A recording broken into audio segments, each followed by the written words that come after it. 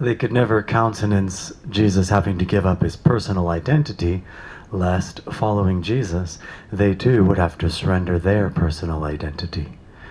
But then who really follows Jesus by recapitulating his same oneness with God? True followers may be rare indeed. As to the loss of his own personhood, Jesus was on to this inevitability. This was the issue of his agony in the garden. The question, to be or not to be, is not, do I continue to exist or do I cease to exist? The question was how, with no self-awareness, there could be any awareness of God.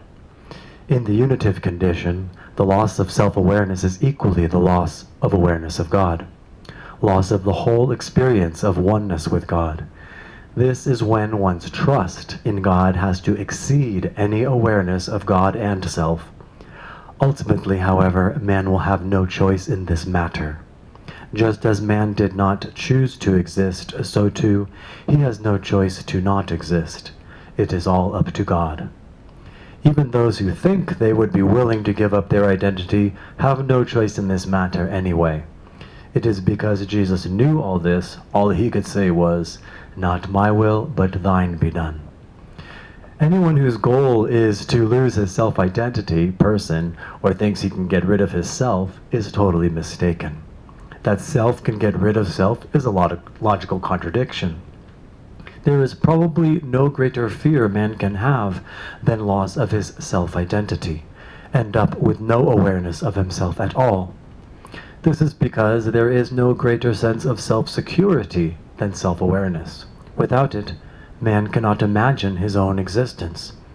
In many respects, self-awareness, one's own identity, locks man in himself, which is why God is the only one that can ever get him out of himself, unlock this door, so to speak. The theologian Karl Rahner regards Jesus' consciousness of his oneness with God as the hypostatic union. Big mistake here. Jesus' consciousness of oneness with God was the unitive state of theosis, and not the personless hypostatic union. The Fathers, of course, say nothing about Jesus' consciousness of oneness with God, called theosis in the East, and mystical union or unitive state in the West. The nature of unitive consciousness is that one is as aware of God as he is of himself. The two given in the same automatic reflexive movement of the mind. This abiding consciousness is neither solely awareness of self or God, but of the two, center and circumference, seen and known as one, yet distinct, for one is not the other. Barring a particular revelation, however, people would not understand nor recognize this union as Christ. Christ, that is, prior to death and resurrection. This is neither the revelation of God, self, Jesus, or of anyone. Rather, it is the revelation of Christ as the union of the two, revelation that the true nature of this union is Christ. Christ is not God or any person, but the oneness of two disparate natures, God and man. After describing Jesus' consciousness of oneness with God, however, Rahner goes on to say there is a further growth, development, and experience of this consciousness. And then Rahner hits the nail on the head. He says this consciousness grew and then was absolutely handed over to the Logos. In other words, Christ's death was handing over his whole unitive consciousness to God, which, on the cross, God obviously took.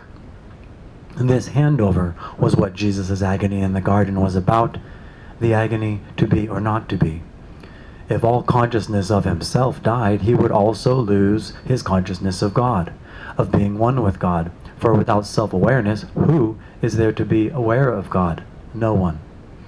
This is why loss of person, one's self-identity or self-consciousness, is equally the loss of all consciousness of God. But who wants to live that way? No one could ever choose this, and knowing this, what did Jesus say? "Not my will, but thine be done." And so it was. The whole person, the man Jesus, died forever. Beyond the grave, there is no unitive consciousness or experience of oneness with God. Man's earthly unitive condition does not carry over to being his eternal life in and with God. Man's eternal life is a personless hypostatic union, eternally participating in the essence of God's own life, a life that has nothing in common with anything man experiences on earth, nothing in common with theosis or a unitive state. The idea that after the death of self-awareness there remains only the awareness of God is a myth, no truth to it at all. Who, person, is left to be aware of God? Some think when self or a person dies, this leaves only a divine person aware of itself, no different than man's awareness of his own human self. God's infinite knowing is not remotely akin to human consciousness or any form of human knowing. God is not a person. All this is just another case of man making God into his own image. When people think of God as a person, all they do is capitalize the P of a human person. There is no such revelation of God as a person, self, I am, me, who, and all the rest of it.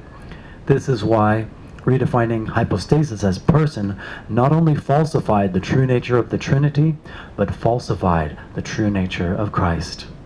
Get the Trinity wrong, get Christ wrong. There is another view of Christ's death, one based on the Father's view that everyone is created in the image of God. Since God, however, has no image, the incarnate Christ is the image in which every man was created and destined to become. The moment this transformation is complete, the image disappears. Christ disappears. Somewhere Maximus says that this mirror, image or reflection of Christ, is, quote, broken, which, quote, breaking is the death of Christ's image in man. The true nature of Jesus' own death, in fact. Now there is no one left to be an image of Christ, and what remains is the imageless eternal Christ. So with no mirror or reflection remaining, there is no longer any reflection, consciousness of either self, God, or Christ. Instead, what remains beyond all reflection and image is the reality of which the image had been but the archetype. Christ, that is. In truth, the heavenly eternal Christ can never be an image.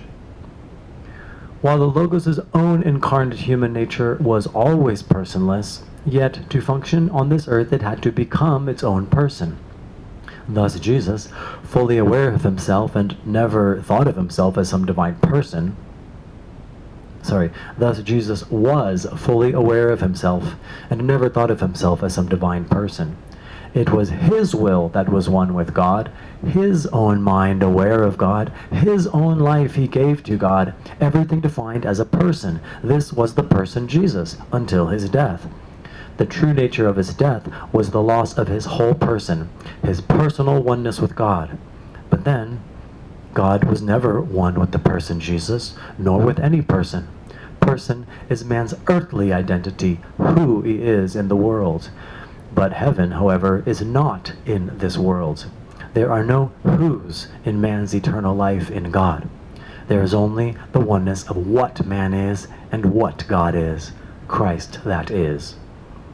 The true nature of Christ's death, then, had nothing to do with the cessation of Jesus' physical organs.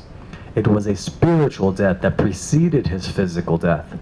And just as the true nature of Christ's death was of a spiritual nature, so too the true nature of resurrection is of a spiritual nature, and not a physical nature.